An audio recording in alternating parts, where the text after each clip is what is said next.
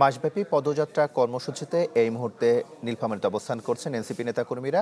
এ বিষয়ে আরও জানাতে আমাদের সঙ্গে যুক্ত হচ্ছেন জুমাতুল বিদা। বিদা, আজকের কর্মসূচির বিষয়ে আমাদের বিস্তারিত জানান। এসি কেনার কথা ভাবছেন? ভিসা দিচ্ছে যে কোনো এসিতে 15% নিশ্চিত ছাড়। এছাড়াও থাকছে মানি ব্যাক গ্যারান্টি নিশ্চয়তা।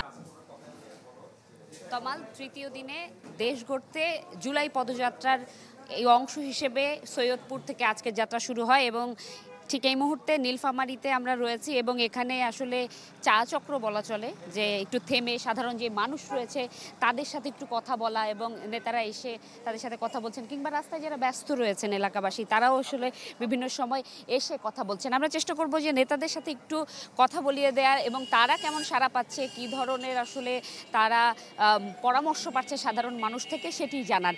কারণ তারা কিন্তু আজকেও একজন শহীদের কবর জিয়ারত করেছেন এবং পিছিয়ে পড়া জনগোষ্ঠীর পাশে থাকার যেই প্রত্যয় তাদের ছিল সেই অংশ হিসেবে তারা গিয়েছিলেন বিহারি ক্যাম্পে তাদের সাথে যোগাযোগ করতে, তাদের চাওয়া পাওয়াটুকু, তাদের ইচ্ছার জায়গাটুকু জানতে। এই অংশ হিসেবে রয়েছেন আমাদের পাশেই দলের আহ্বায়ক নাহিদ ইসলাম। তার থেকে একটু ছোট্ট করে জানবো যে যেহেতু বিহারি ক্যাম্পে আপনারা আজকে গিয়েছেন এবং একজন শহীদ পরিবারের সাথেও দেখা করেছেন, হ্যাঁ, তাদের থেকে আসলে কি পরামর্শ পেলেন?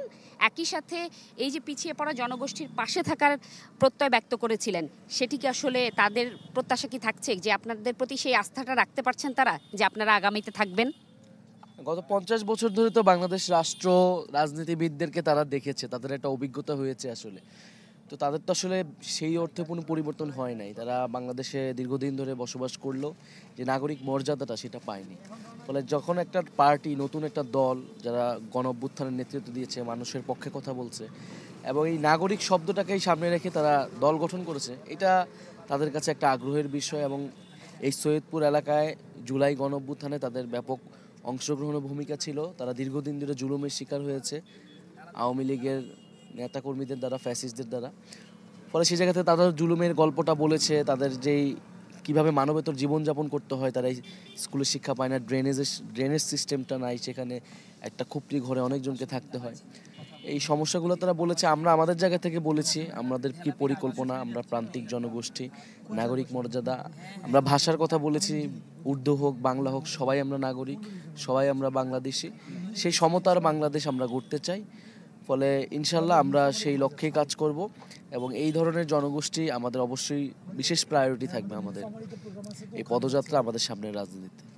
আপনাকে অসংখ্য ধন্যবাদ। শুনছিলেন যে ওনাদের যেই সংস্কার, বিচার এবং সংবিধানকে নতুন করে রচনার যেই প্রত্যয়টুকু তারা সাধারণের দ্বারে পৌঁছে দিতে চাচ্ছিলেন, সেই তথ্যটা কিন্তু তারা পৌঁছে দিয়েছেন এবং সাধারণের পরামর্শটুকু তারা নিচ্ছেন। কারণ সামনেই কিন্তু আসতে চলেছে এনসিপির 24 দফা ইশতেহার, যেই ইশতেহারের মধ্য দিয়ে তারা আসলে নিজেদের জায়গা থেকে কি কি সিদ্ধান্ত তারা আগামীতে নেবেন কিংবা কি কি ভাবনা তারা রেখেছেন সেটি রাখছেন, সেই তথ্যগুলোও কিন্তু তারা তুলে ধরছেন। এখন অপেক্ষা নীলফামারী এবং তার পরবর্তী সময়ে পঞ্চগড়ে সাধারণ মানুষের দোরগোড়ায় কতটুকু পৌঁছাতে পারবে এনসিপি নেতাকর্মীরা, সেটি দেখার। এই ছিল তমাল আমার কাছে এখান থেকে সর্বশেষ।